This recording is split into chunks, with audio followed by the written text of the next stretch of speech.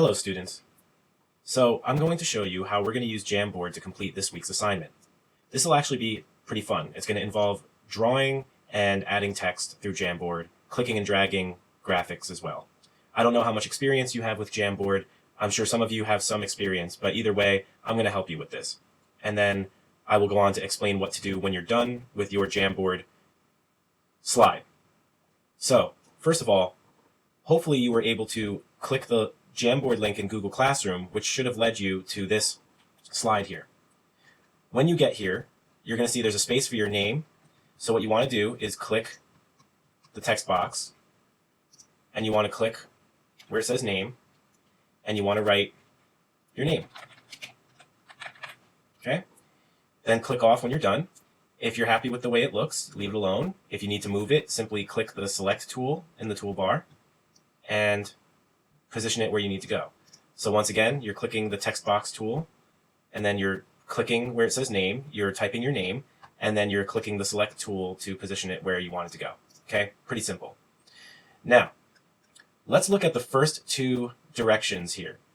Number one says to create a rhythm pattern that is 2 measures or bars long, using only ta and tt. Okay?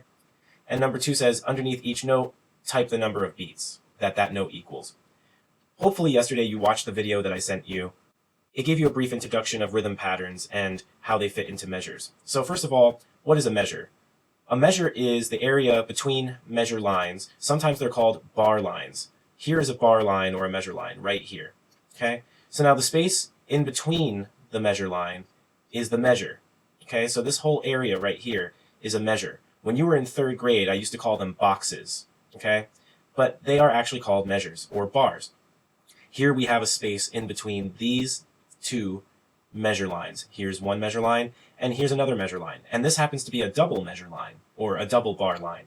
The double bar line means that the musical piece is over. It has concluded. Okay? So in between those measure lines, we have another measure. Okay? So in total, we have 2 measures. First measure, second measure. All right? Inside each of these measures, we're going to be creating a rhythm pattern. Okay? Using ta and tt. Now, on the bottom here, there's a diagram that reminds you what ta looks like and what tt looks like. It also tells you that ta is also called a quarter note, while tt is also called 2/8 notes. Okay, you'll notice that tt is actually 2 notes. Now, let me show you what you could do as far as creating your rhythm pattern. Let's say you want to start with ta. So what you would do is you would find the shape tool over here. Right now it's an arrow, and I actually used that tool to make all these arrows that you see right here. Okay? That's my favorite shape of all in Jamboard. But let's try using a circle tool. Right? You'll notice it's colored blue. I don't want my notes to look blue. I want them to actually be black, because that's how most music notes look. Okay? So now, when you draw your note heads, which is the circular part of the note, in the measure, I want you to draw them with this horizontal line going through the center of the oval, the center of the note head. Okay? And then I would position it so that it's further to the left so that you have more room for other notes. And we're not done. We have to draw a stem. We have to draw a stem for ta. Now, the way you do that is you find the marker tool, click that. Sometimes in Jamboard, it's going to be set to pen. Okay? I like it when it's set to marker. Not highlighter, not paintbrush, not pen, because pen is too thin. I want a nice thick marker. Okay? Now I'm going to take that marker, make sure it's set to black, and I'm going to take the mouse and position it right on that line on the right side of the note head. Not the left side, but the right side. And then I'm going to draw my stem. Now, you could just simply click and drag, and as you can see, there's a stem. It looks decent. It's a little crooked, right? What if I wanted to make it look perfectly straight like this? I will show you how. First of all, we have to undo what we just did. So let's click up here where it says undo. You'll see an arrow pointing to the left. Okay? You'll also notice that you can click the arrow pointing to the right to redo, and undo again, point to the left. Okay? How do I draw a perfectly straight line using the marker tool? Bring your mouse where it was. Now this time, instead of just clicking and dragging, hopefully you're using a Chromebook or a computer at home. If so, you're going to hold down the shift key. So find the shift key on your keyboard, press it and hold it. And while you have it held down, keep it held down, then use your mouse to click and drag. And look, no matter where I move the mouse, I have a perfectly straight line. That's really awesome. So I'm going to make it look perfectly straight and pointing up, let go, and voila, we have our stem. Okay? So you need to use the shift key to draw straight lines with the marker tool. Okay, so we have ourselves a ta. Okay? Now, do you think this first measure is complete? It is not, because we have here what's called a time signature. It's also called a meter. And you're going to be learning a lot about this time signature or this meter throughout this trimester. Okay, and this week, this is the first time we're dealing with it. So we've seen these time signatures before when we've played recorder in the past and whenever we've read music. It looks a lot like a fraction, right? There's a top number and there's a bottom number. You can almost think of it as like a numerator and a denominator. But in reality, this is not a fraction, even though it looks like one. It does involve math, but it's not a fraction. It's actually just a time signature. Okay? This C written next to the 4 and the 4 stands for common time. We call this time signature 4-4. We don't have to say 4 over 4, just 4-4. Okay? And 4-4 is known as common time because it's the most common time signature that's used. Okay? Now, to explain to you what 4-4 really means, okay, we need to know what these numbers each represent. So normally I would tell you to ignore the bottom number and just focus on the top number. Okay? But now that you're in 6th grade, it's time for you to understand what this bottom number really means. Okay? So we're going to start with the bottom number. The bottom 4 is very important because it tells us what the macrobeat of each measure is going to be. In other words, it's going to tell us which type of note represents the macrobeat. Macro means large. So it's going to tell us which type of note is the large beat. And then from there, we can figure out what type of note would represent the microbeat. I'm sure you understand that micro means small. Okay? So we need to figure out what the big or the large beat is and what the small beat is. And this bottom number is going to give us the clue. So first of all, you need to realize that 4-4 is an example of simple meter. This is very important. This will come up again later. Simple meter, you will learn later why it's called simple meter as opposed to some other kind of meter.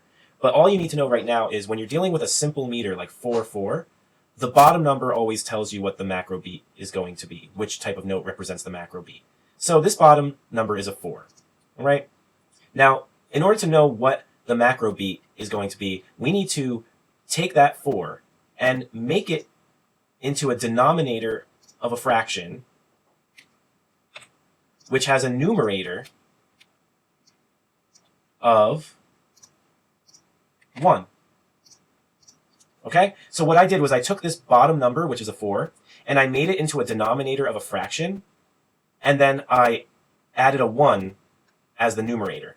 The numerator has to be a 1, by the way. It can't be anything else. Now, I'll explain what this fraction is all about. So this fraction can be read in many ways. You can read it as 1 over 4. You could read it as 1 out of 4. You could read it as 1/4. And you can also read it as quarter, because quarter is the English word that we use to describe 1 out of 4, or a fourth. The reason why a quarter, as in the coin, is called a quarter is because it takes 4 quarters to make a dollar. So 1 quarter would be 1 out of 4 other quarters, which would make up the whole dollar. 4 out of 4 quarters would make a whole dollar. 1 out of 4 would make a quarter. Okay? I think you get the idea. So basically, a quarter is another way of saying a fourth. And here we have a ta, and its actual name is quarter note. Okay? The reason why it's called a quarter note is because usually when we're dealing with common time, okay, it takes 4 quarter notes to fill up an entire measure. Okay? Just like it takes 4 quarter coins to make an entire dollar. Okay? So, what this tells us is, because this fraction, 1 over 4, is read as a quarter, because it's also called a quarter, therefore, the macro beat is the quarter note. The quarter note represents the macro beat. This is very important. Okay? So, now, what about this top number? This 4. Okay? This number is a lot easier to understand. This number simply tells us how many of the macro beats can fit in each measure. Okay?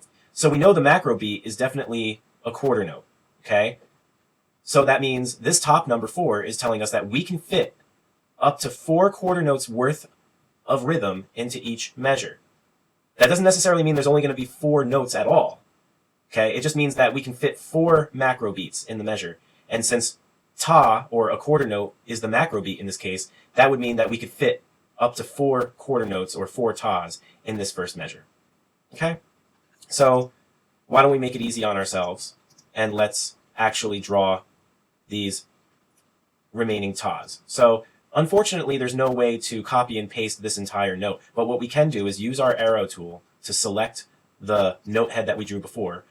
So once it's highlighted with a blue rectangle, you'll see that there are these 3 dots. Simply click on that and click duplicate. Now I just copied that circle, so I didn't have to draw another circle from scratch. So I'll drag that one over. Now, we can't duplicate this line, but we can use the marker tool once again to draw another stem. So first I'm placing my cursor on the right side of the note head on the line, holding down the shift key, clicking, dragging, let go, and we've got ourselves a new ta, a new quarter note.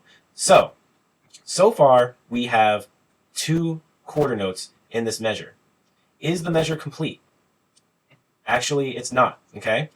Because we need 4 of the macro beats in the measure. It can't be less than 4 macro beats worth of rhythm, and it can't be more than.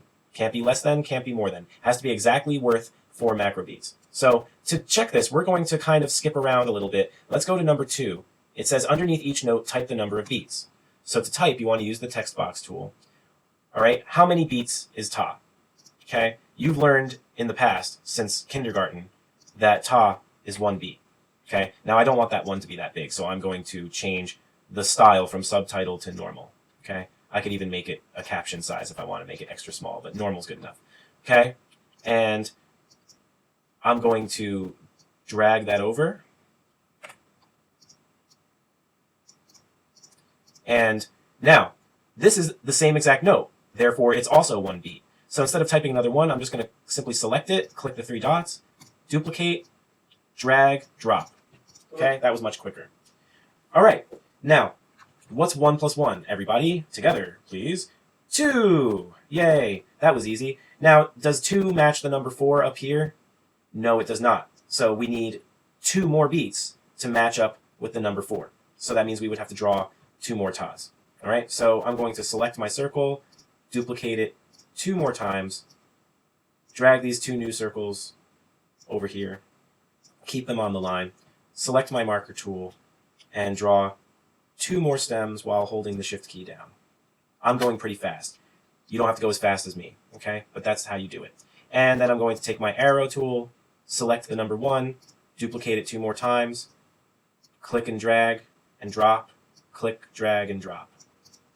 So now we've got 1 plus 1 plus 1 plus 1, which adds up to 4, which is the same as this top number 4. The number of beats have to add up to the top number, okay?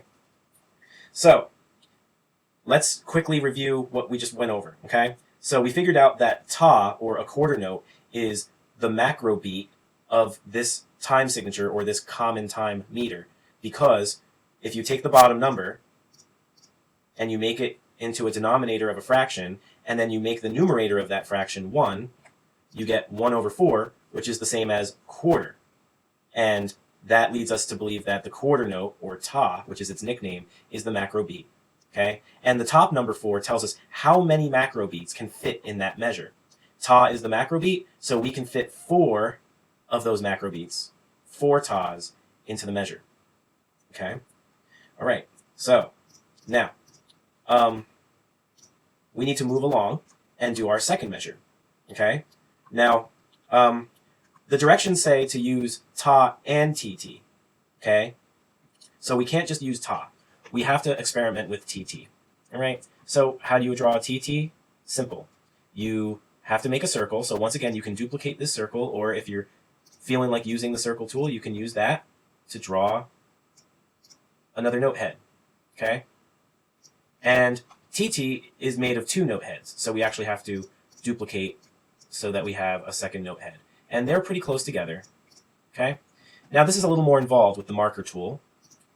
We need to draw a stem for each note head, just like we did for the tas.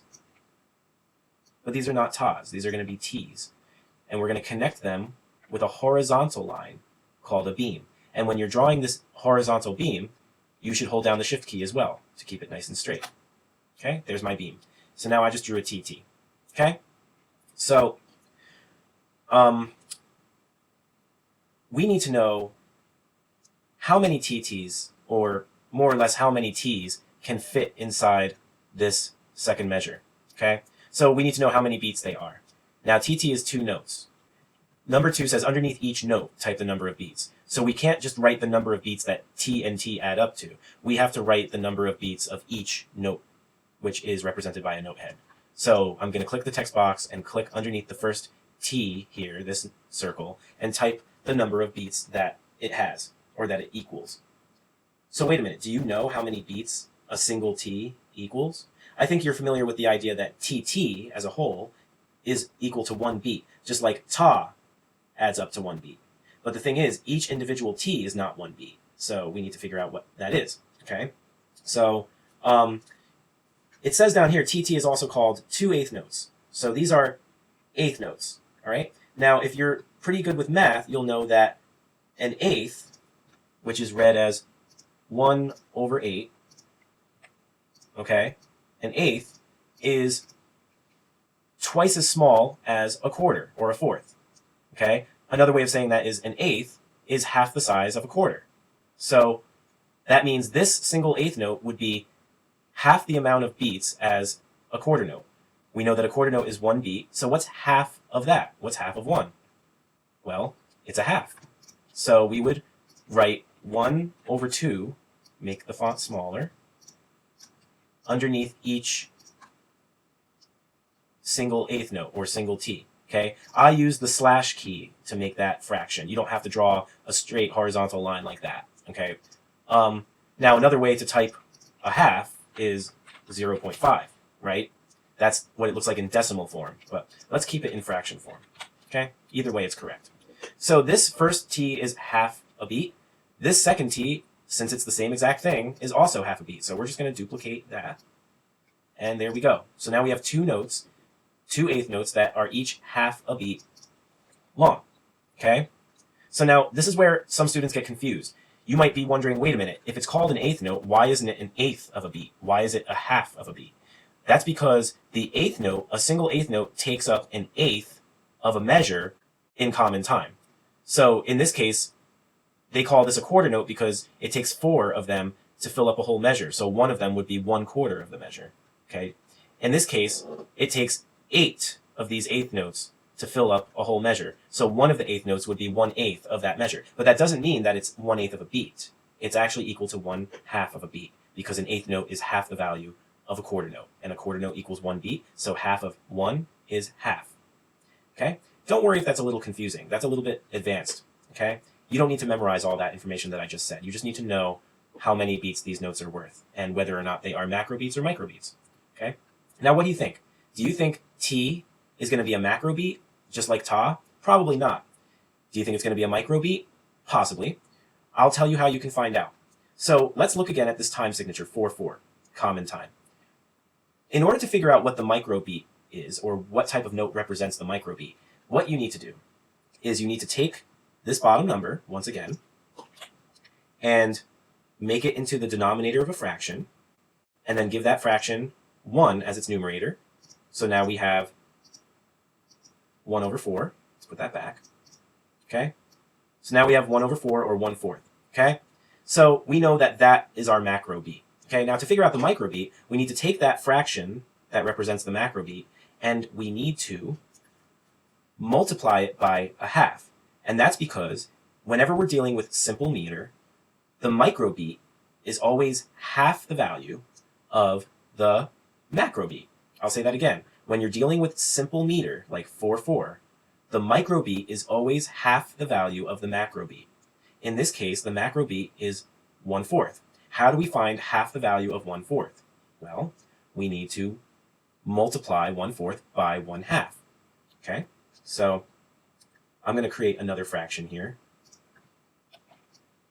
And I'm actually going to slide our... Ooh, that's not good. We're going to slide our 1 and our 4 over, and I'll show you why in a minute. And we're going to put a little x here, and that x will represent a multiplication symbol. Now, I'm going to put another fraction here. I'm going to put the fraction of 1 over 2, because 1 over 2 represents a half. Okay, having a couple issues here, no big deal. All right, so there's our 1 over 2, which is read as a half, right? Now, whenever you're dealing with multiplying, okay, fractions, you need to think of this as being 1/2 of 1/4. So again, when you're multiplying fractions, you are thinking of this multiplication symbol as the word of.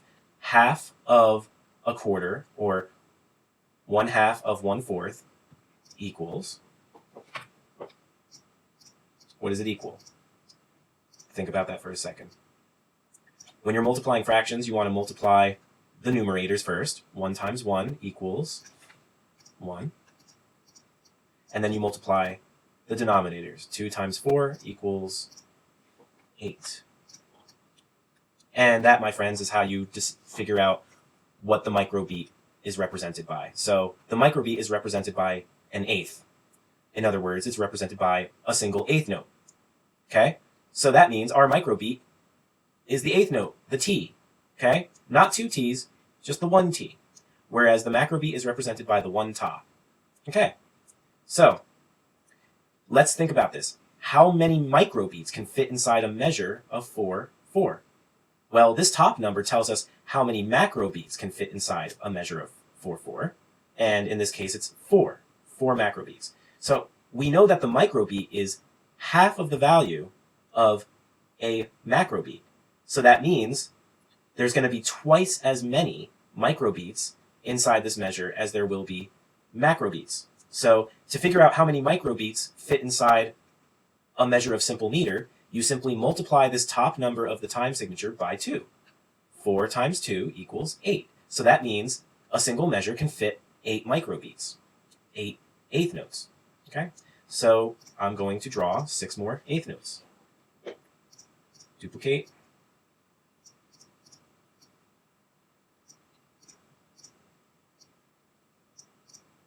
That was 4 more. 2 more to go.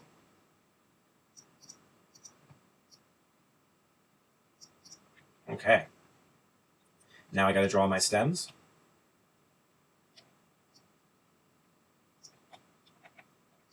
And this is the part that takes the longest, drawing the stems. Especially if you forget to hold down the shift key. If you ever make a mistake, by the way, like for example, if you accidentally do that, click this undo button up here and just try again. That'll save you a lot of time. You shouldn't have to use the eraser tool so much with this Jamboard. I'm connecting my stems with beams. Now I've got my 8 eighth notes, and each of them has a value of half of a beat.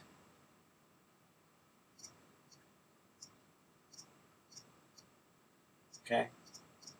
So I'm typing how many beats there are under each note. Okay? So those are my 2 rhythm patterns. I'm going to get rid of these fractions now, just for the moment.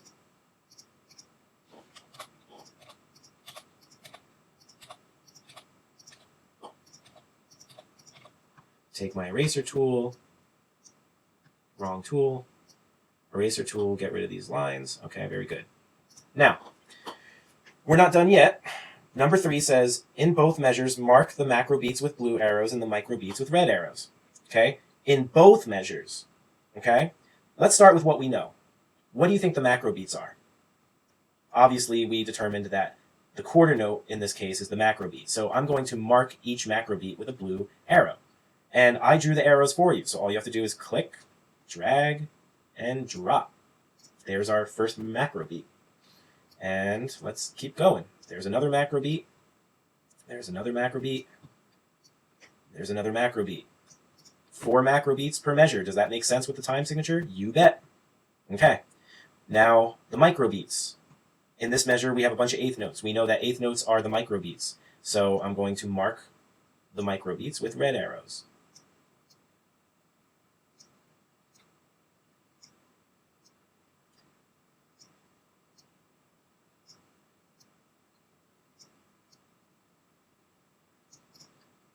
Okay. So now, we need to mark the macrobeats and microbeats in both measures. In measure 1, over here, we did not mark the microbeats, and in measure 2, here, we did not mark the macrobeats. Okay? So let's finish the job. How do we mark the microbeats in this first measure here when there are no eighth notes written? Well, you have to imagine how many microbeats fit inside a macrobeat. Once again, in the case of 4/4 common time, which is an example of simple meter, whenever you're dealing with simple meter, the microbeat is half the value of the macrobeat. So that means it takes 2 microbeats to make 1 macrobeat. So that would mean it would take 2 red arrows to fit inside 1 blue arrow. So we would click and drag 2 red arrows and make sure they fit within 1 blue arrow. Okay? We don't want to put the second red arrow here because that would imply that the red arrows mean the same thing as the blue arrows, which they don't. The red arrows take up less time than the blue arrows, so they are shorter and must be closer together. Okay? 2 red arrows for every blue arrow, and then your microbeats are marked correctly.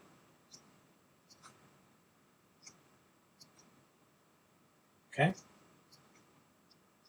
And obviously make sure your arrows are pointing in the right direction. They shouldn't be pointing here. They should be pointing up at the measure. Okay? So now all my microbeats are marked in each measure. Okay? Because you got to realize that even though there's no eighth notes in this first measure, the microbeats still exist. Microbeats don't have to be heard. They just need to be felt. And they exist. As long as there's a time signature, you can guarantee that there will be microbeats and macrobeats in every single measure of that time signature. Even if there's no notes written, even if it's just empty music, it doesn't matter.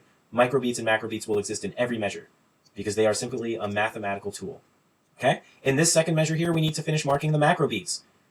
If a microbeat is half the value of a macrobeat, that would mean that a macrobeat is twice the value of a microbeat. Okay? So we know that for every 2 microbeats, there's a macrobeat because it takes 2 microbeats to make a macrobeat. Okay? So for every 2 red arrows, we'll have 1 blue arrow.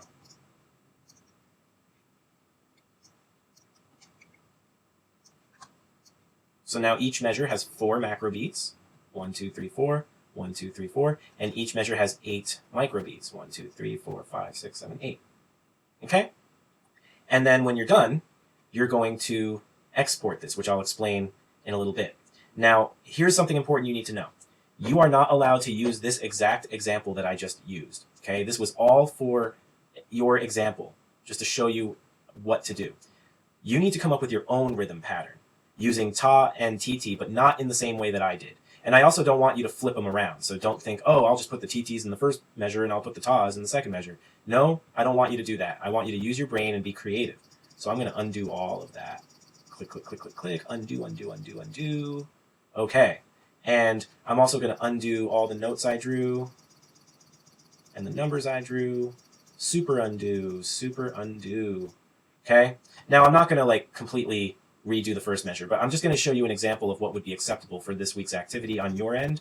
I would say don't just draw a bunch of TTs or a bunch of tas. In both measures, I want you to do something like this. Make sure you use a TT somewhere. Make sure you use a ta somewhere. And you can use any combination of the two. So you could use TT ta, TT ta, or you could use TT ta, ta, TT, or you could go TT, TT, TT ta, or you could go ta, ta, ta, TT. Different combinations you can use. All right? So in this last example, I'm using TT, ta, ta, TT. And I don't mind if you use that example, okay?